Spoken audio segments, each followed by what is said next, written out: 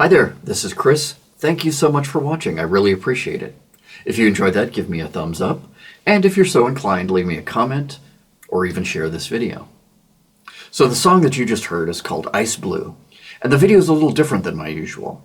In addition to it being just a single take, the audio that you heard during the video is my actual playing. I recorded the audio and video at the same time, and that's why I called it a live playthrough. I got a lot of requests to do this type of video, so hopefully you enjoyed it, and probably won't be the last time you see me do this kind of thing. So this past summer, I went to a guitar camp in New York, hosted by Dreamcatcher Events, and the headlining artist was Paul Gilbert.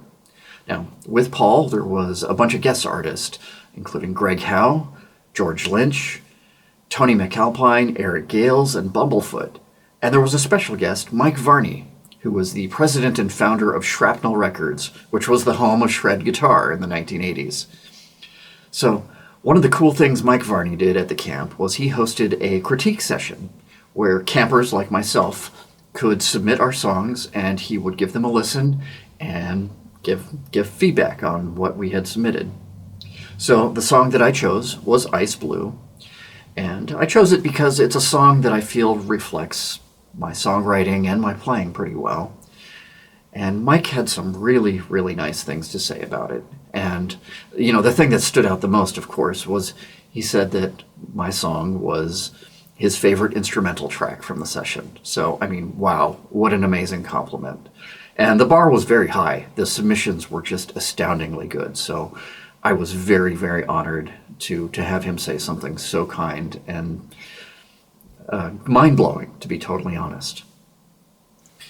Now, one thing I noticed when Ice Blue was playing over the PA system was that I really didn't actually like the way the drums sounded so much. So when I came home, I decided I wanted to do something about that. And now, if you remember back to my last video, I mentioned that I'm putting together an album of all these remakes that I had done of the songs from Juxtaposition. Now, where this ties together is when I got home, I listened to the progress I had made on my Juxtaposition songs as well, and I decided that those needed a facelift with the drums as well. And so, tying it all together, the experience that I had showing off my song Ice Blue inspired me to dig a little deeper and do a little better with my Juxtaposition album. So, why in the world would I redo an album that I've already released? I mean, why? Well, I'm glad you asked. So, when this pandemic started, like pretty much everybody else, I was requested to stay home and work from home. And for me, this represented, a couple hours a day of saving time, not having to commute. So I was thinking this was going to be a massively productive time for me musically. But, as it turns out, and as I'm sure all of you can attest to, this was a tense and worrisome time, and it was not really conducive to inspiration. And when I write music, I look for things that lift me up and inspire me and bring light and love and hope. Even though some of my music might seem a little on the dark side, it's music meant to inspire, and when I'm not feeling inspired, it's really hard to write inspiring music. But I am a busybody. Anybody who knows me can attest to that, and I did not want to let this time slip away from me. So, kind of circling back to the whole, guitar camp and Ice Blue thing, there was a couple of things, a couple of reasons behind me deciding to redo Juxtaposition.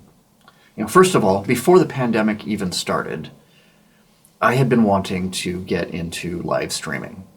And one of the things that I need to do live streaming is have backing tracks of my music so that I can play along with them.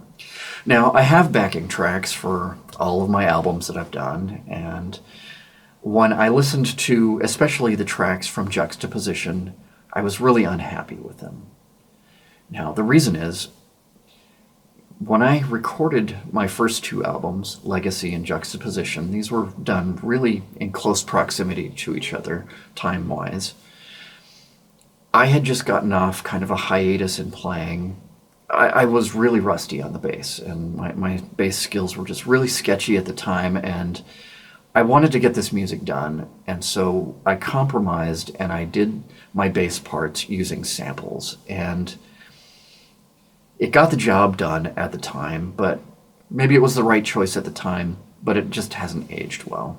So fast forward to the pandemic, and here's an opportunity for me to get into the streaming craze that seemingly all the musicians were getting into, and turns out I just couldn't get over the sound of my backing tracks, and so I decided, here we go. I don't have any new material to record, so I'm going to spend my time in the studio kind of replacing the synthesized bass tracks with real bass tracks. And at the end of it, I'll have some backing tracks that I can be happy with. And even if I don't have any new music, I can at least do some streaming with the catalog that I already have. Now, as I started getting into replacing the bass lines, I started noticing that, some of the guitar parts could use a little refresh, and the mixes could use a little refresh. And so before I knew it, I was redoing everything from the ground up, and I was really happy with the way it sounded. These songs sounded like they came alive, and you got to hear a preview of these with the videos. Now, these were really rough mixes, and in a lot of cases, I completely re-recorded the tracks even since I did those videos. So what you're going to hear on the album is totally new and distinct and mixed a whole lot better than what you heard in the videos. So in addition to re-recording everything and just trying to do a better job, I spent a lot of time over the last year and a half just really trying to devote myself to the craft of engineering and recording and mixing, and just learning to be a better performer in the studio, learning to be a better performer behind the mixing console. Because just like the guitar, the recording studio is an instrument. You have to learn how to play it. And so I spent the time really trying to refine that and get better at it. And I think, not to toot my own horn, but I think the new version of Juxtaposition, which is now going to be called Juxtaposition Reimagined, I really like the way that it's come out, and I think that you're going to enjoy it a lot, especially if you've gotten to hear the original Juxtaposition. This is going to be a night and day comparison for you. And if you never listened to Juxtaposition before, well, these are going to be the songs the way that I intended them originally. This has gone on for a long time, and I really appreciate you hanging out and listening to my story. Your support means everything to me, so thank you so much. I really do sincerely appreciate it. Until next time, aloha, take care of each other, take care of yourself. We'll see you soon.